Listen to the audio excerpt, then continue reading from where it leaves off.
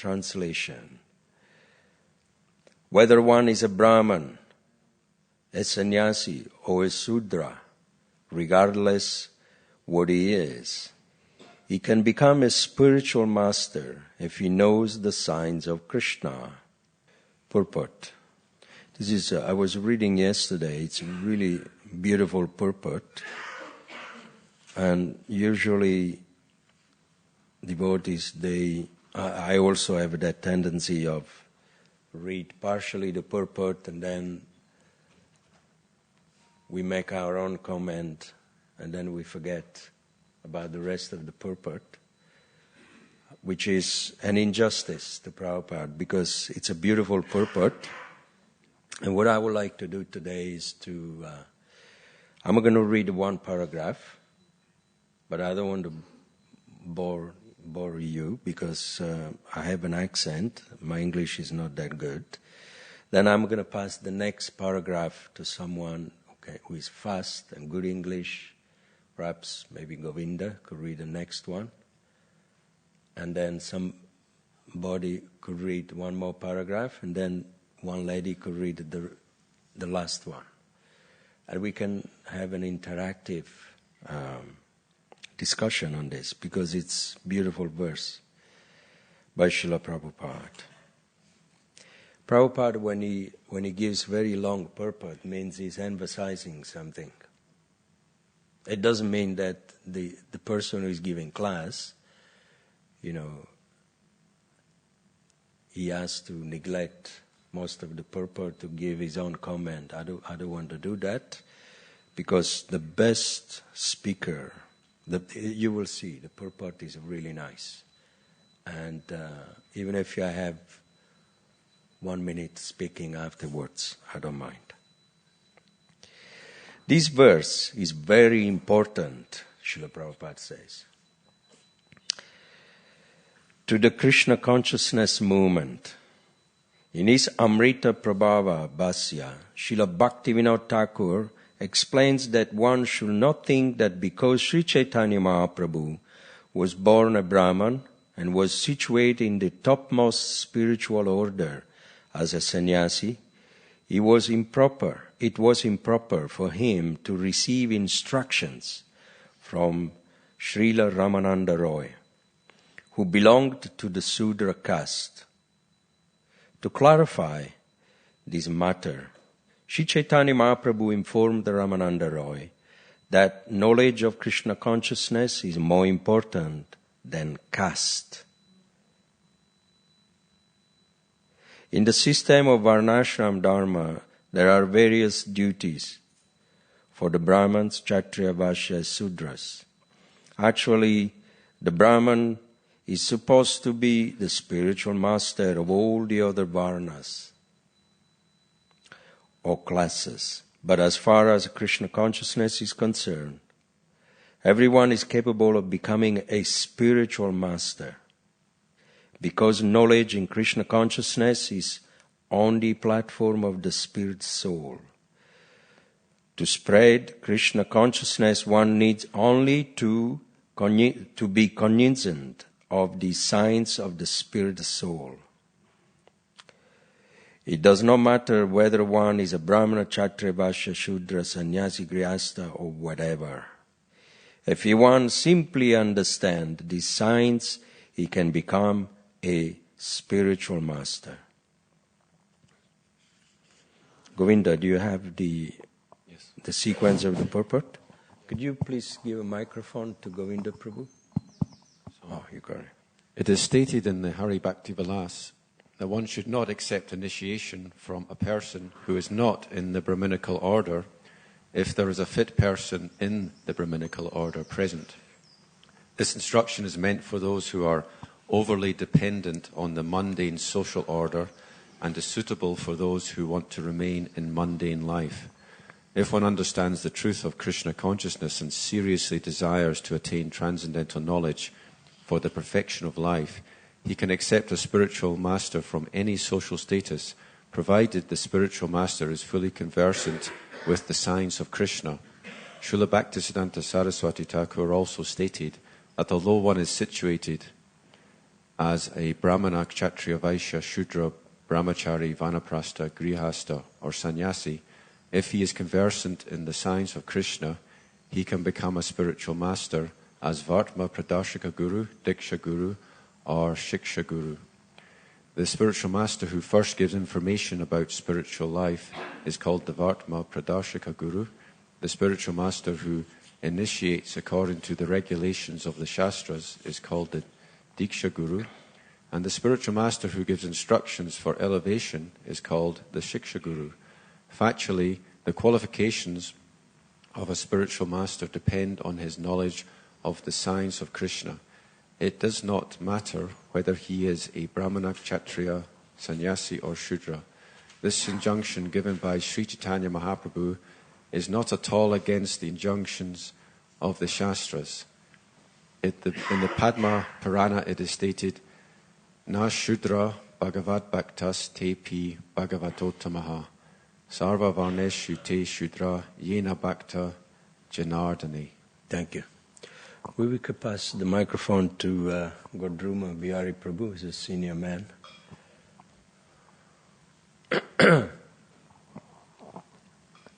One who is not actually advanced in spiritual knowledge of Krishna is never a Shudra, even though he may have been born in a Shudra family. However, even if a Vipra or a Brahmana is very expert in the 6 Brahminical activities, Patan, Yajan, Dan and Pratigraha, and is also well versed in the Vedic hymns, he cannot become a spiritual master unless he is a Vaishnava.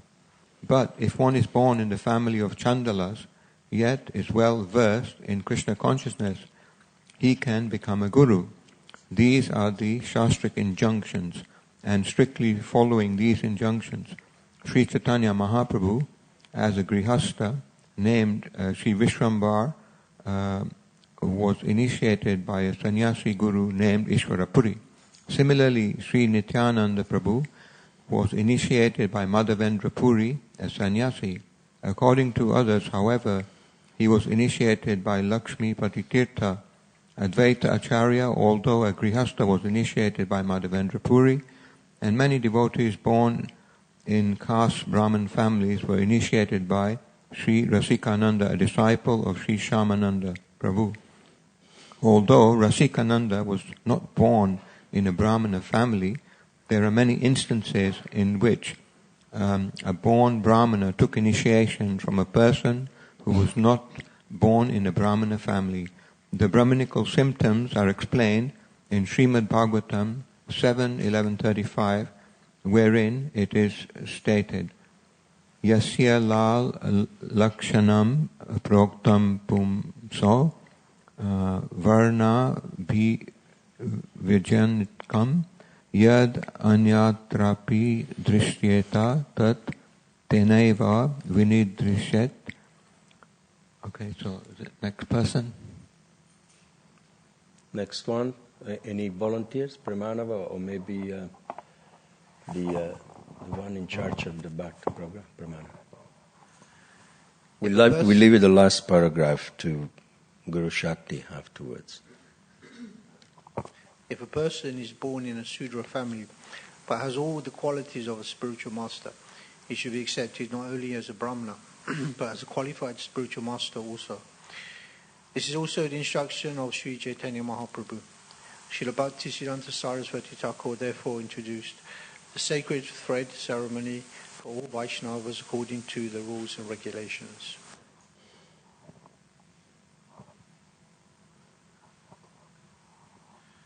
Sometimes a Vaishnava who is a Bhajananandi does not take the Savitra Samskar, sacred thread initiation.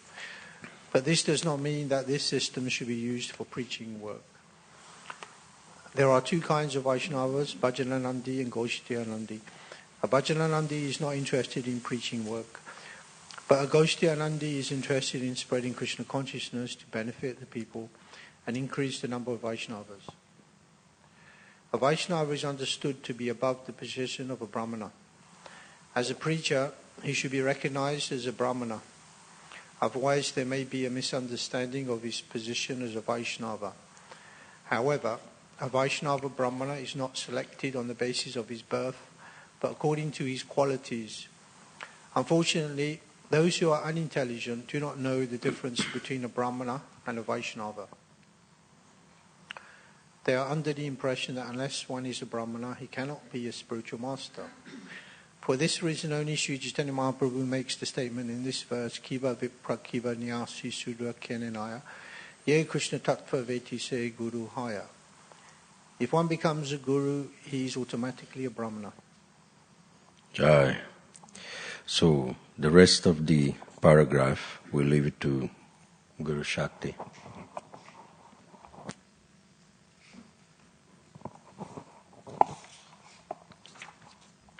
If one becomes a guru, he's automatically a Brahmana. Sometimes a caste guru says that Ye Krishna Tatveveta Sei Guru Hai means that one who is not a Brahmana may become a Shiksha guru or a Vatma Pradakshaya guru, but not an initiator guru. According to such caste gurus, birth and families ties are considered foremost. However, the hereditary consideration is not acceptable to Vaishnavas. The word guru is equally applicable to the Vatma Pradakshaya guru, Shiksha guru and Diksha guru. Unless we accept the principle enunciated by Sri Chaitanya Mahaprabhu, this Krishna-conscious movement cannot spread all over the world. According to Sri Chaitanya Mahaprabhu's intention, Britvite Ajayata Nagariti, Grame Satvrata Prachara Haiba Mora Nama. Sri Chaitanya Mahaprabhu's cult must be preached all over the world. This does not mean that people should take to his teachings and remain Shudras or Chandalas. As soon as one is trained as a pure Vaishnava, he must be accepted as a bona fide Brahmana. This is the essence of Sri Chaitanya Mahaprabhu's instructions in this verse. Thank you very much.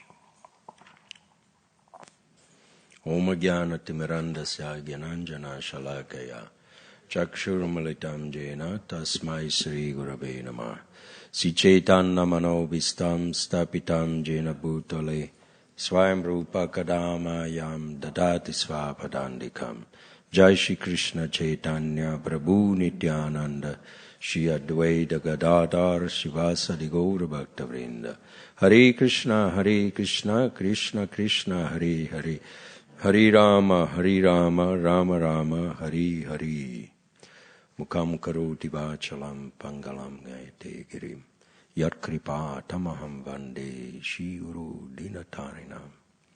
By the mercy of the spiritual master, a blind man can see stars in the sky. By his mercy, a lame man can cross mountains. And again, by his mercy, a dumb man like me can speak few words on this beautiful purport of the Sri Chaitanya Charitamrita.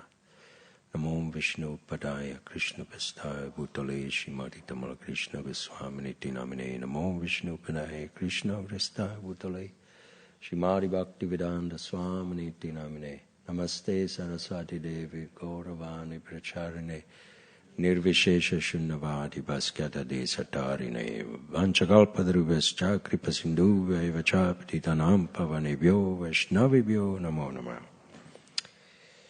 Kiba Vipra Kiba Nyashishudra Keninai Ei Krishna Tattva Veta Sei Guru Hai. Whether one is a Brahman, a sannyasi or Sudra, regardless of what he is, he can become a spiritual master if he knows the signs of Krishna.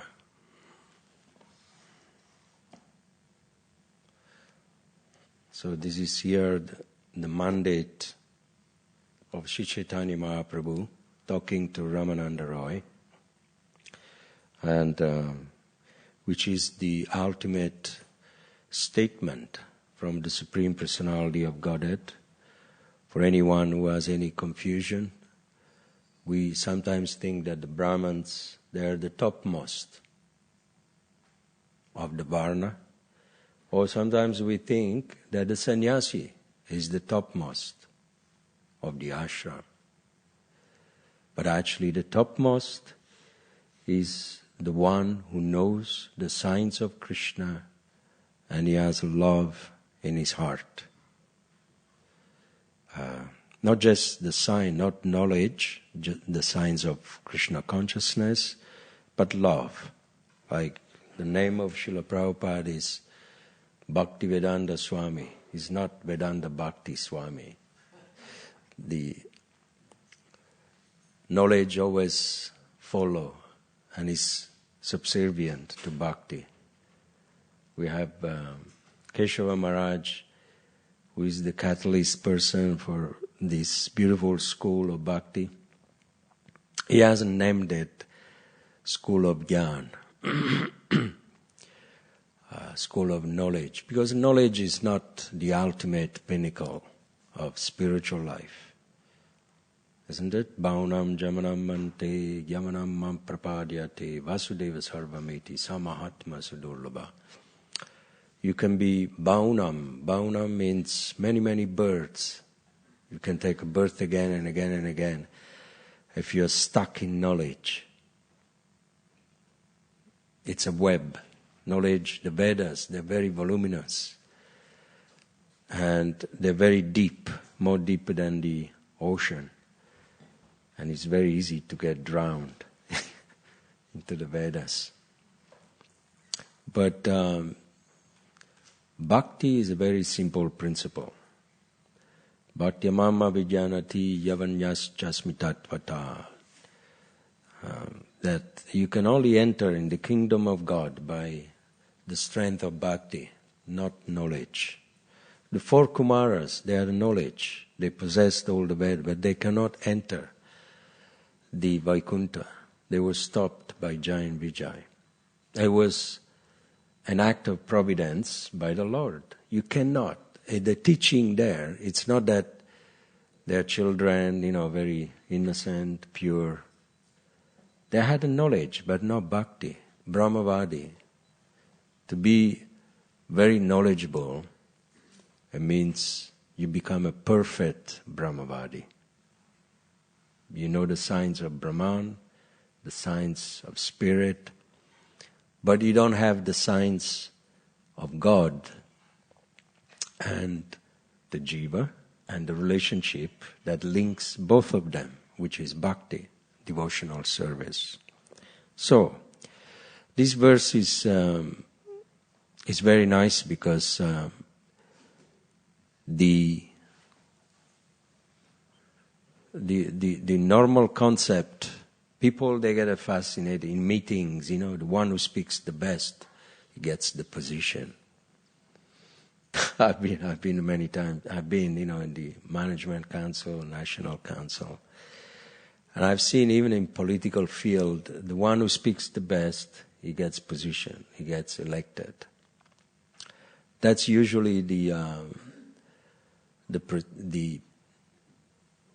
most obvious procedure. Oh, such and such, he's good, he speaks very nice.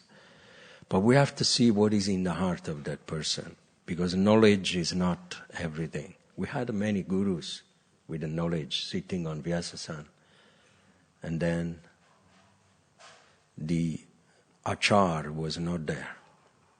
Maybe the prachar is there. Prachar is what I'm doing today.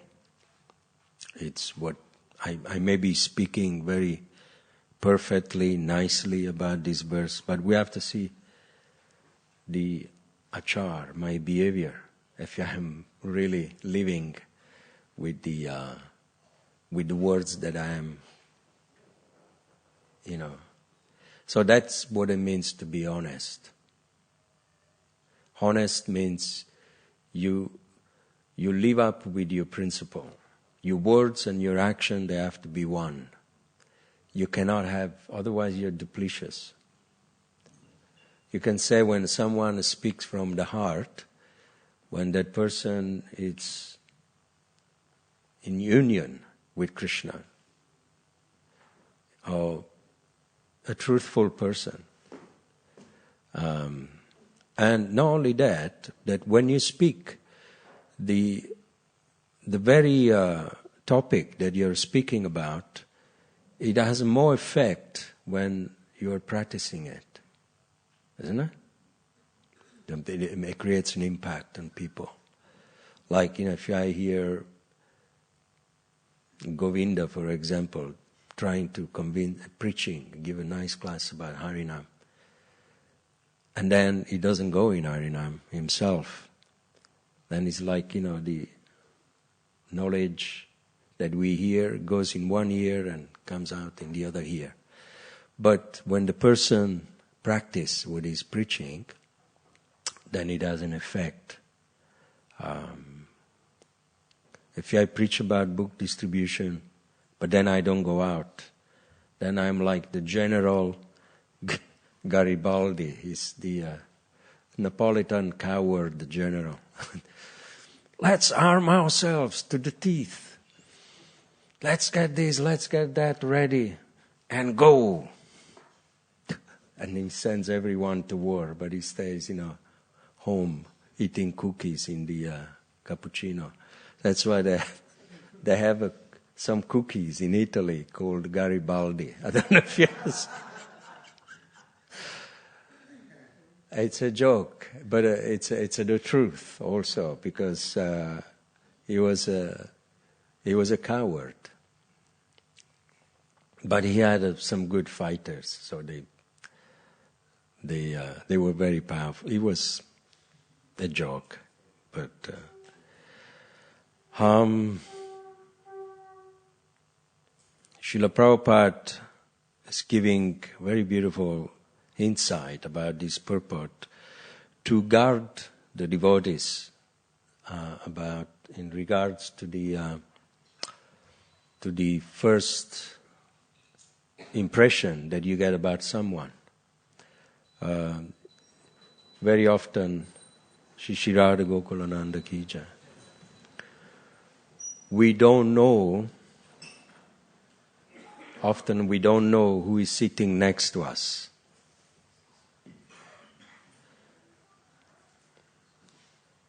Srinivas, perhaps, sorry, I didn't wake you up. I'm just using your name as an example. Srinivas, for example, he doesn't know who Tarun is next to him. We think, he's a brahmachari, I've known him for many years in the ashram. But do we really know the person sitting next to us? We don't know. Only Krishna in the heart knows. And we tend to judge that person by the inclination.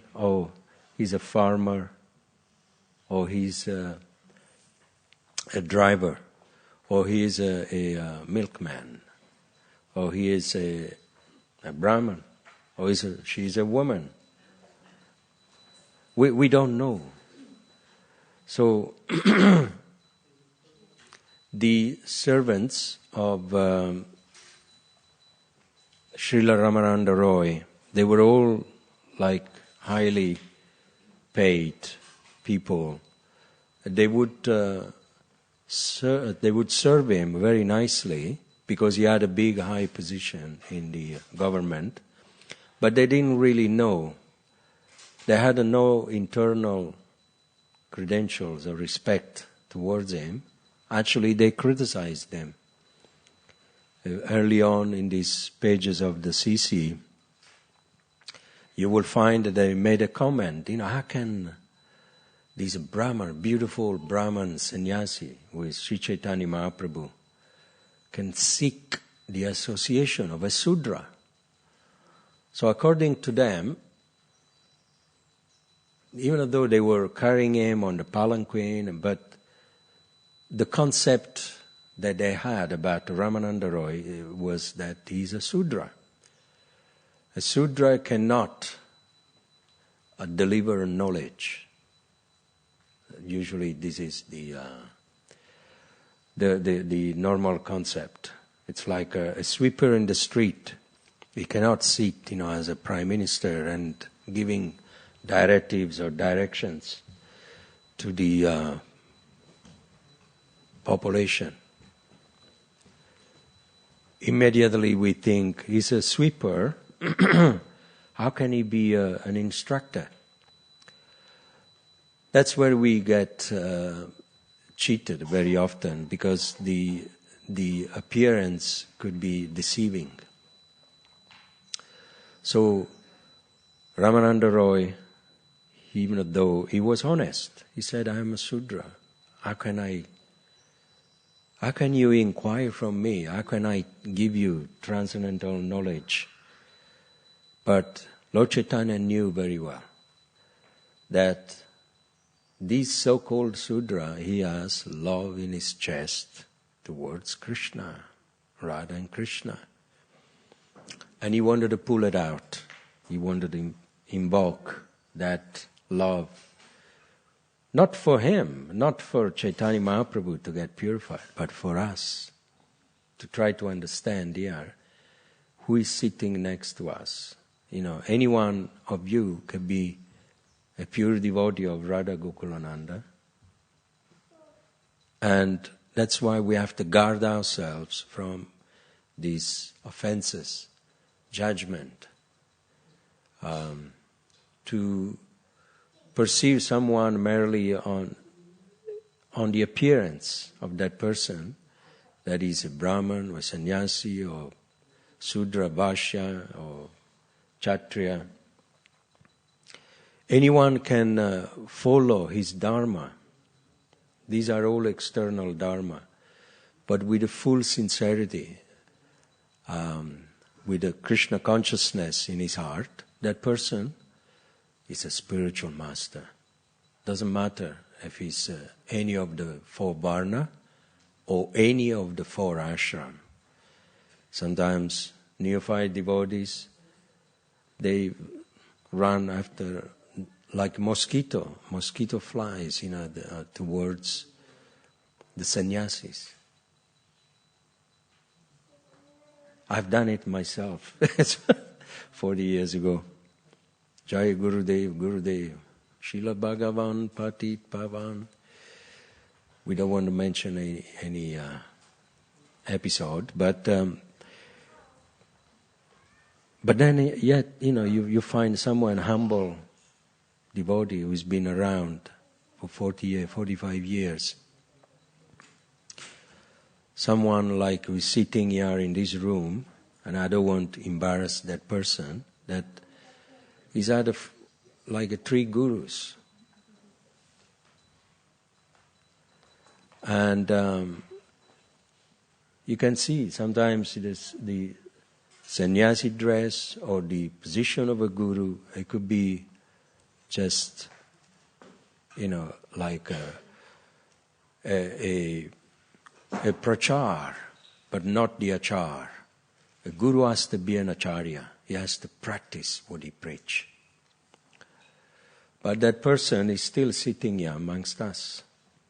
And many of us, we know who we're talking about, but it's inspiring. That is faith in Lord Krishna. That is the signs of Krishna consciousness. When you have a faith in the Lord, whether you are insignificant pot washer or a preacher who goes out every day trying to connect people towards Krishna, or Harinam devotee, or a teacher in the Bhakta program, we are all an engine, a mechanism to help someone else to connect with Krishna. And that is called the signs of Krishna consciousness. That person is a guru. Then, of course, Prabhupada specifies in the sequence of this purport what type of guru. Like me, I go out on books, I give something to people. I'm a guru. Yes, I'm proud to be a guru. I'm sitting on Vyasasana. But what kind of guru? Not a Diksha guru. But Vartama Pratakshava Guru, it says here. You have, and can be anyone, a child, a woman, Guru Shakti, she goes out on books. She meets a lot of people. She's a guru.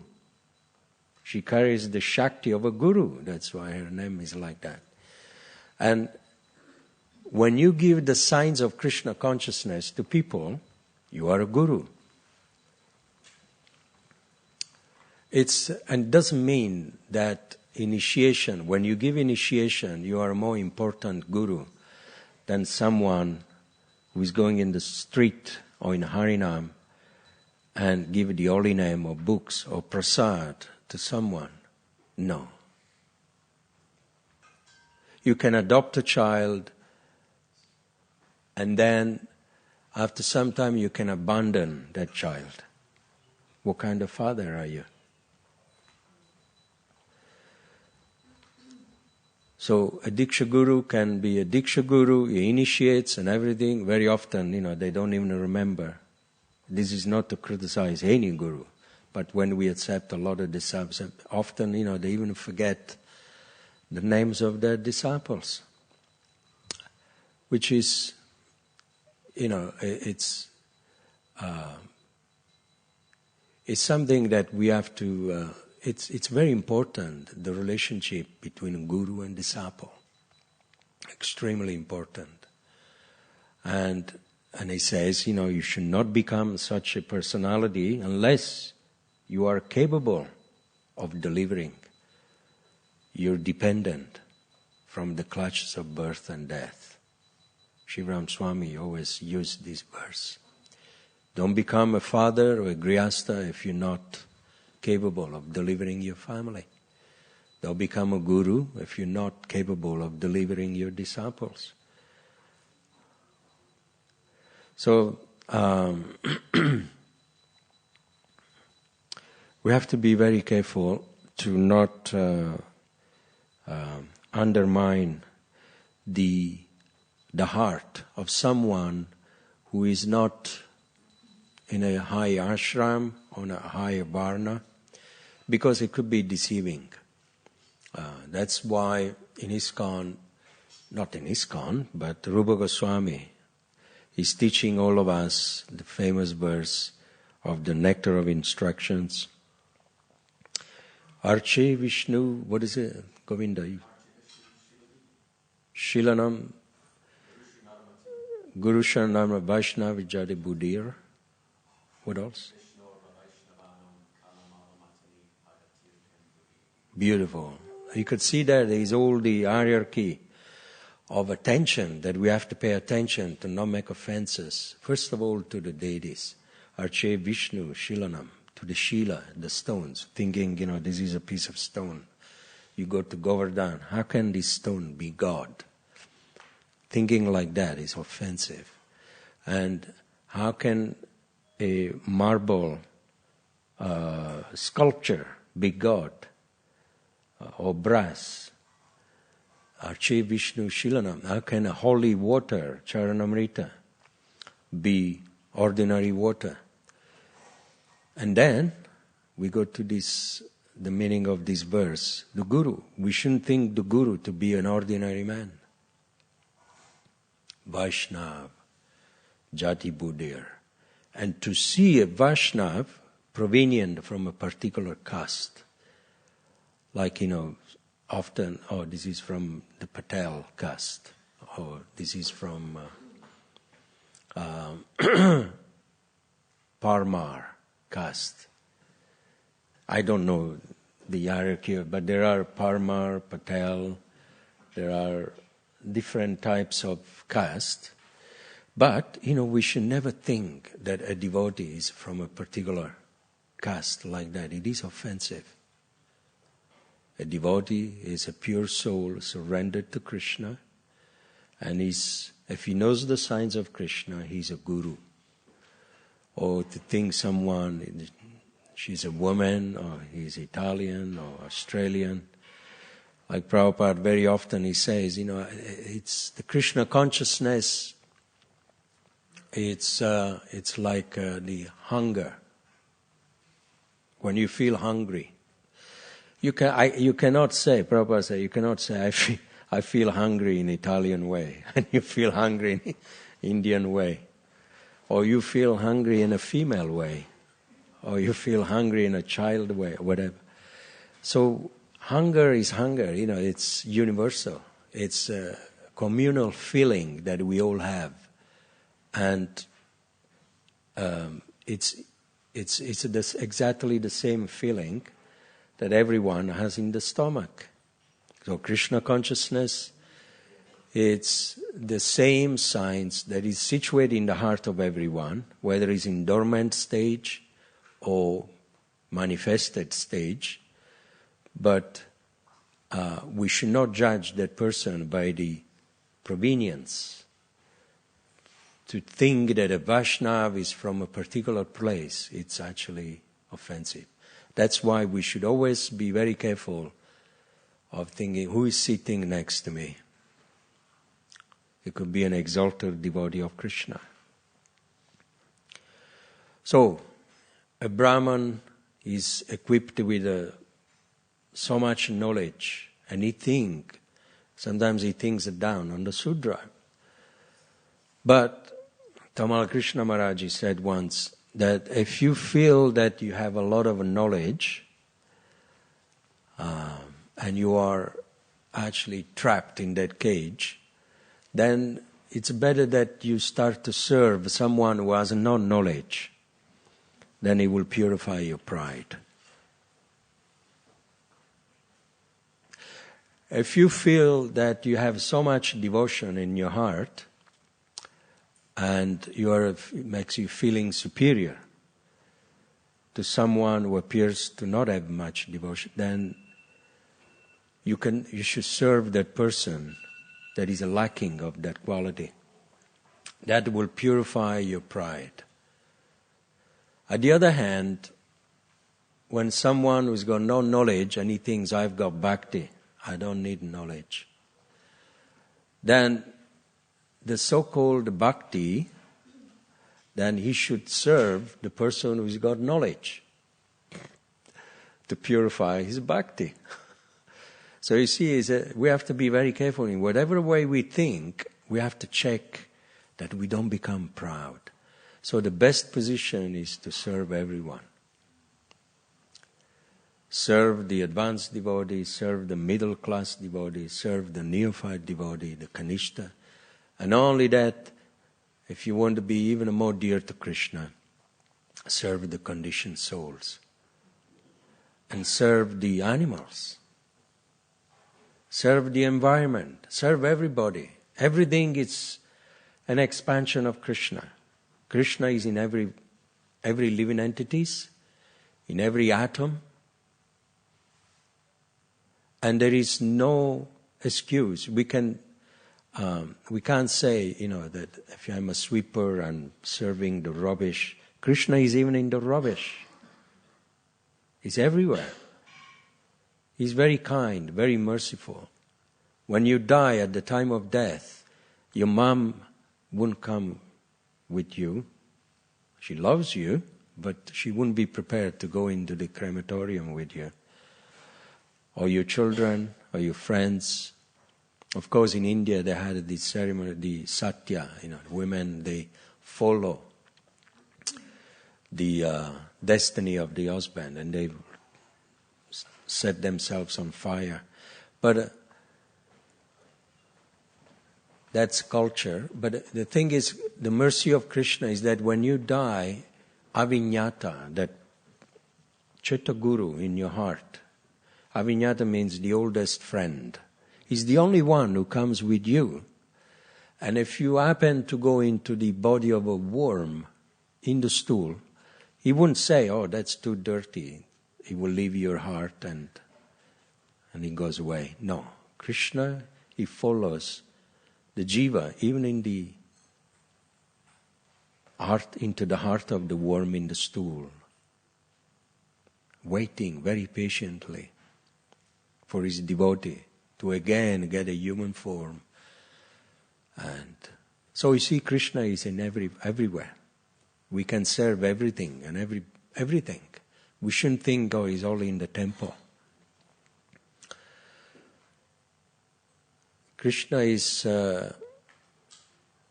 consciousness means that wherever you are, you can be in hell. You stop for a second and think of the Lord in your heart, then you are in heaven. Immediately, you are in the spiritual world. That is why Vishvambhara Sukhayate, right? What does it mean, Govinda? Ah, beautiful. This man, he knows the Sanskrit is beautiful. You see, wherever you are in the universe, even if you are in a good place or bad place, you are always happy. If you think of Krishna, you are happy. That place becomes auspicious, a temple. That is why when a devotee carries Krishna in his heart, I'm going to Toddington today to do book distribution.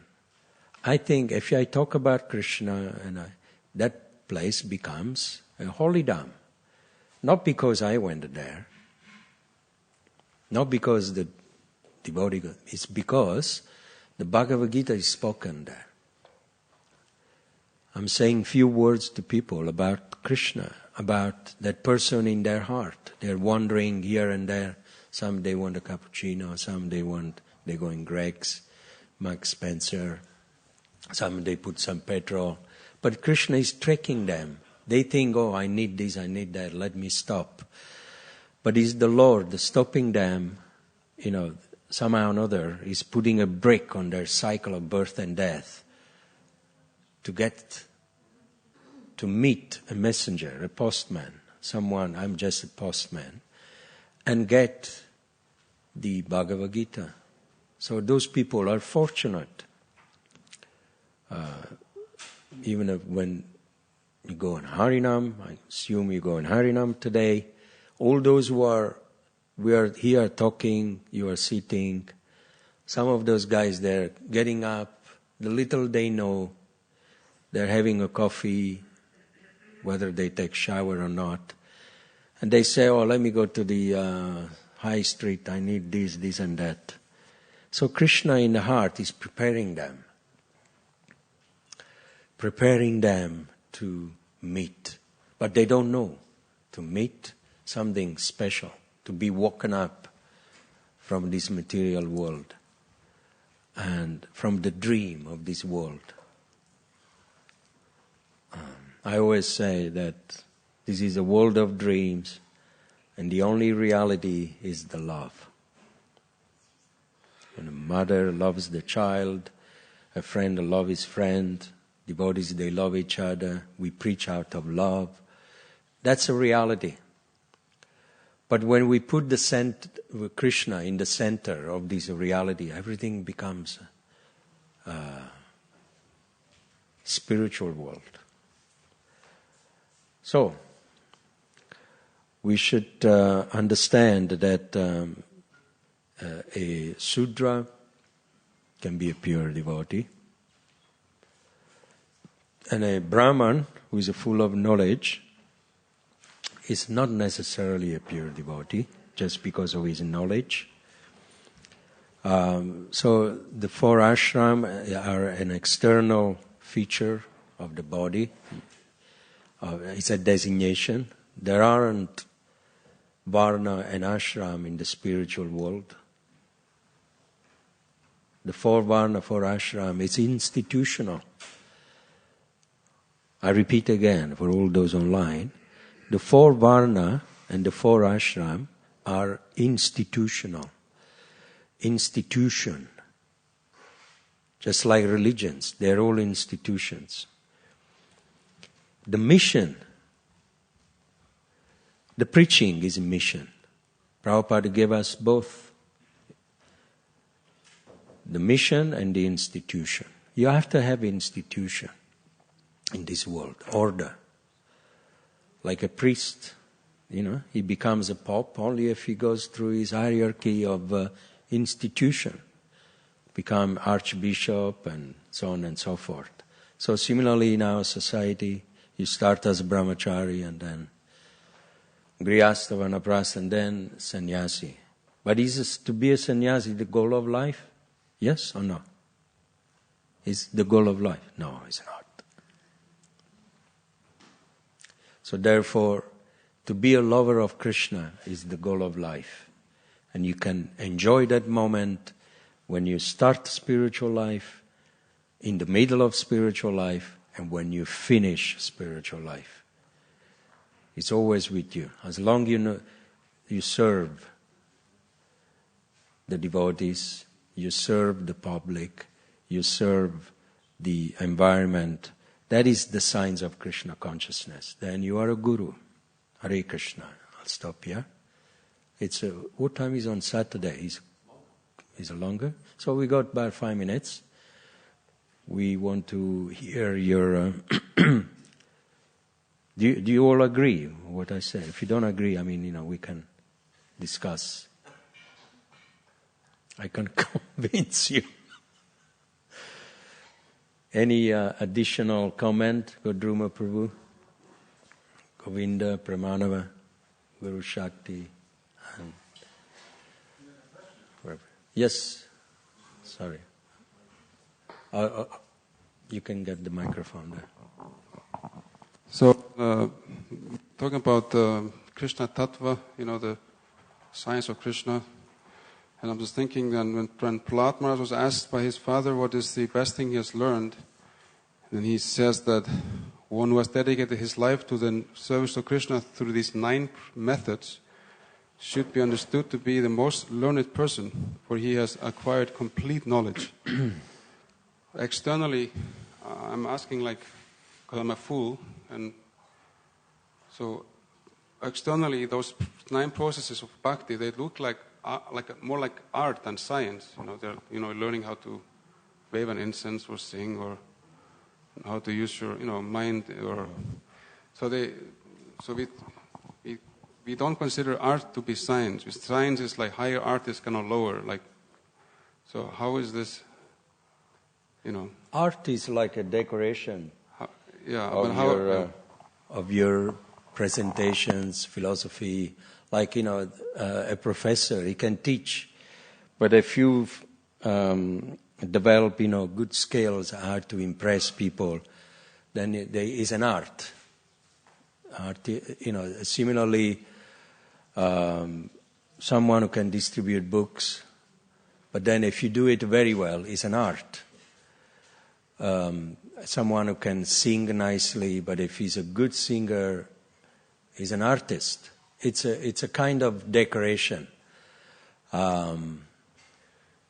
But you have a scientist, they are like artists. They can do things, but does that mean that they are devotional? To be sincere and devotional, that transcends, the skills, the art, everything. Like, to become a pujari, if you have a devotion, that's what Krishna wants. So therefore he will accept, maybe you are not very artistic, the way you move your hands to offer the ghee lamp, the way that you offer the incense, the way. But, the devotion, it's what Krishna is interested of. But then you can decorate the devotion with artistical. You can become very skilled pujari. And everything is paka, nice. So we need the art in this world to make things, more attractive. But it's not really, it's a dress. Just like when models or an actor, he dresses himself. First of all, he's a handsome man or handsome, beautiful girl. It's an art of Lord Brahma. Has created a beautiful body on that soul. So therefore, then you can add more art if she learns or he learns how to act. So you see, it's an art, starting from the body. When you carve, beautiful sculpture, if it comes out beautiful, it's a work of art. But the main ingredients in everyone's heart, it's not the ability to do things, it's the devotion, sincerity. Does it make sense? This, you had...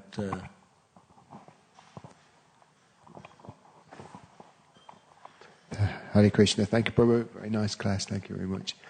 I have a small question, a point to raise. It seems to me this verse is very evocative of the bhakti movement in the Middle Ages, right? It's very evocative of the breaking down of the class system and allowing Krishna consciousness to be freely distributed, regardless of social class, so on and so forth. My question is that, I mean, the ladies, for example, they're often considered to be part of the Shudra class. Why are we not still at the point where ladies are not considered to be eligible for to become Shiksha Guru? That's my question. No, the ladies, they are eligible to become a Shiksha Guru. I think you got it wrong there. Sorry. Shiksha Guru means what I'm doing today, to impart instructions. Any preachers is a Shiksha Guru. And the ladies, they can be more advanced than a Diksha Guru because they're following the legacy of Srila Bhaktivinoda Thakur. We are, the preaching movement. Diksha is not preaching. You give initiation to someone and then what?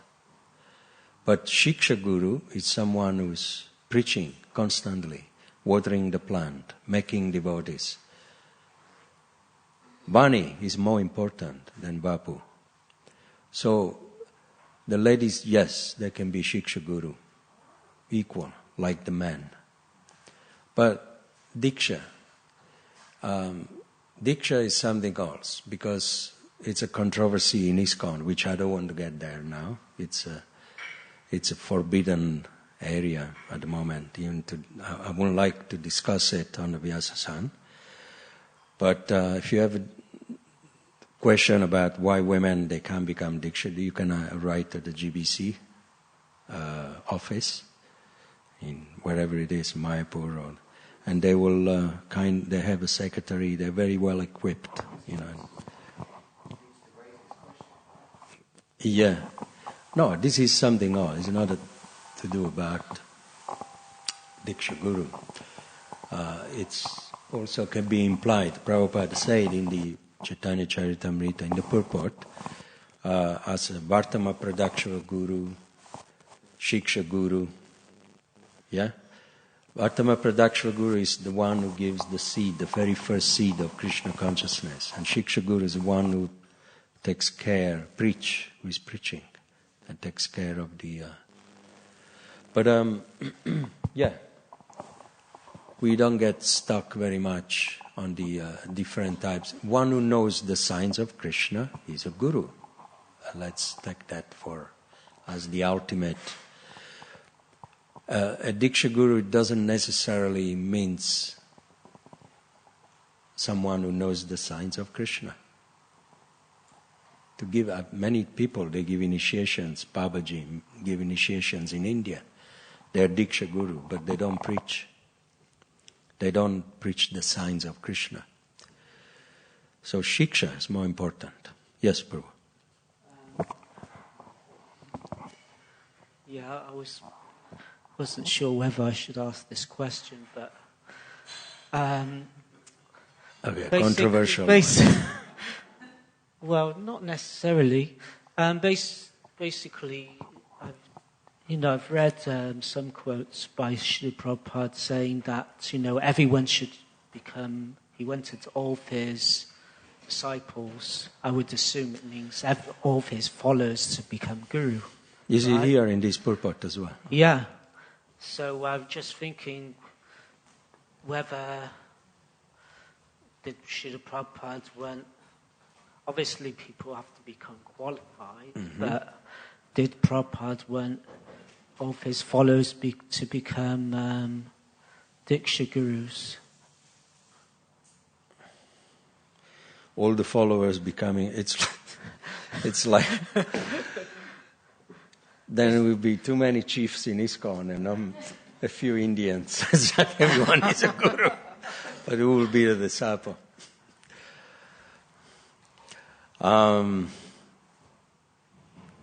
Everyone has a potential to become a Diksha Guru.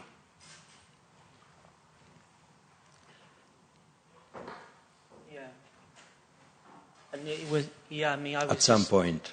I was But just then saying- about women, I don't know. That I put my hands up. It's something that's still being resolved. Yeah, I mean, it's just that, men, this is a controversy for people who think, that, Prabhupada is the only, Diksha Guru, So he's asking it from that point of view. I mean, Govinda, what you would have you a say? bit more to say on this?